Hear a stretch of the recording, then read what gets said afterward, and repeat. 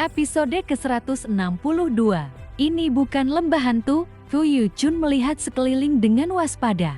Dua kelelawar putih tampak canggung, karena ini adalah pertama kalinya mereka meninggalkan lembah hantu. Mereka sebenarnya ingin menggantung terbalik seperti biasa, tetapi merasa terlalu malu untuk melakukannya. Qin Mo mengangkat kepalanya, menatap Ola dan atap bobrok di atas mereka.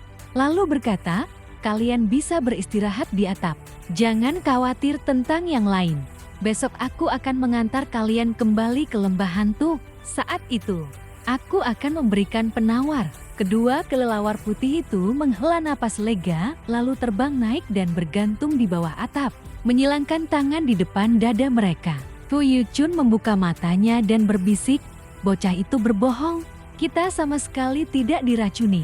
Fu Yuqiu terkejut. "Tidak diracuni? Mustahil. Kita jelas kesakitan saat racunnya kambuh." Fu Yuchun menyipitkan mata. Racun itu sebenarnya sudah lama hilang. Saat dia pertama kali memberi kita penawar, dia mungkin sudah menetralkan racunnya. Sisanya hanya untuk menakuti kita. Kalau tidak, kita sudah mati sejak lama. Fu Yuqiu marah. Jadi dia hanya mempermainkan kita agar kita mau bekerja untuknya. Ayo kita hajar dia. Fu Yuchun menghela napas. Tenang, bahkan tanpa dia, kita tetap akan diburu Pamong Shao dan anak buahnya.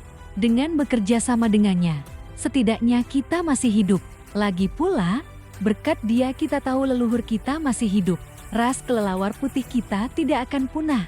Kita harus kembali dan membangunkan leluhur kita agar bisa melanjutkan keturunan. Fu Yuqiu tampak senang. Bagus, kita bisa punya banyak keturunan.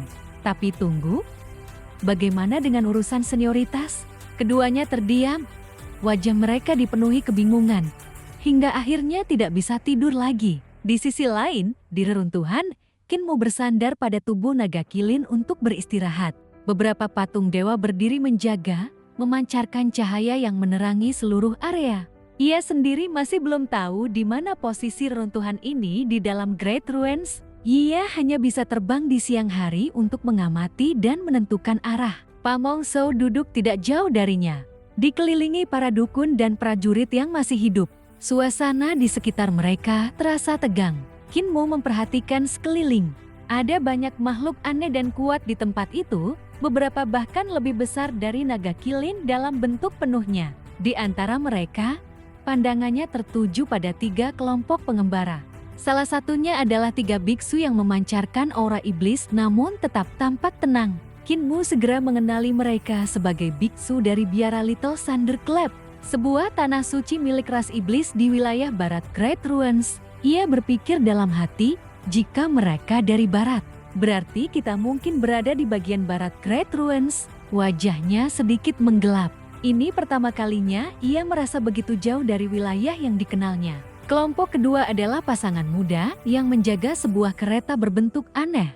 Tidak seperti kereta biasa yang berbentuk persegi atau segi 8. Kereta ini berbentuk bulat sepenuhnya dengan ornamen khas suku tertentu. Sementara itu, kelompok ketiga terdiri dari ratusan praktisi seni surgawi. Semuanya berasal dari berbagai suku, dengan niat membunuh yang jelas terhadap kelompok lain. Naga kilin membuka mata dan berbisik, "Master Kultus, situasinya tidak beres. Wanita itu membawa banyak senjata roh, dan para praktisi itu sangat kuat." Qin Mo mengangguk pelan. Memang, perhiasan di tubuh wanita itu semuanya adalah senjata roh yang sangat kuat. Tak lama, Pamong Shao mengirim 2 dukun untuk menyelidiki. Mereka kembali dan melaporkan bahwa kelompok pasangan muda itu berasal dari istana surga sejati di bumi barat, sementara para praktisi seni surgawi juga berasal dari tempat yang sama. Namun keduanya tampak berselisih. Adapun para biksu Little Thunderclap, mereka adalah musuh lama istana Emas Wallen. Pamong Shao menyimpulkan dengan dingin. Berarti tempat ini berada di barat Great Ruins. Para biksu itu tidak boleh dibiarkan hidup. Besok pagi, kita habisi mereka. Sementara itu, Qin Mo dengan santai memeriksa karung tauti milik Pamong Shao. Ia mengeluarkan berbagai benda, termasuk palu tulang besar yang dapat memanggil tengkorak api jiwa, serta sebuah pelet pedang yang memunculkan ribuan bilah tipis seperti rambut. Ia mengamati sambil tersenyum. Teknik ini cukup menarik, Tapi masih belum cukup, Pangongso mendengus dingin. Itu hanya sebagian kecil dari hartaku. Malam berlalu dengan penuh ketegangan. Kinmo kemudian berjalan ke arah 3 biksu iblis dan menyapa mereka. Saudara senior, ketiganya terkejut, lalu membalas salam dengan hormat. Mereka memperkenalkan diri sebagai Dingju, Dingjai, dan Dingming dari Biara Little Thunder Club. Kinmo berkata santai, "Aku adalah Master Kultus Heavenly Saint. San Kung adalah saudara angkatku." Mendengar itu, sikap mereka langsung melunak. Kinmo kemudian berkata pelan, "Besok, aku akan membawa kalian keluar dari sini." Tidak lama kemudian, seorang praktisi seni surgawi mendekat untuk meminta bantuan.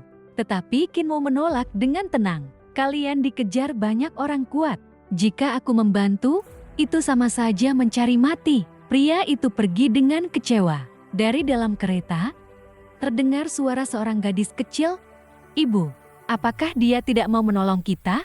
Sebuah suara lembut menjawab dengan sedih, "Di Great Ruins, tampaknya tidak ada orang baik yang tersisa untuk menolong kita." Kinmo mendengar itu, namun hanya tersenyum tipis dalam hati. "Orang baik? Aku bukan orang baik. Aku Master Kultus Setan Surgawi." Malam pun berlalu perlahan.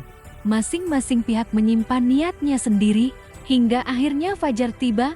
Seekor naga mengepakkan sayapnya dan berkokok di atas reruntuhan. Kegelapan pun sirna, digantikan cahaya matahari yang menyinari pegunungan di kejauhan.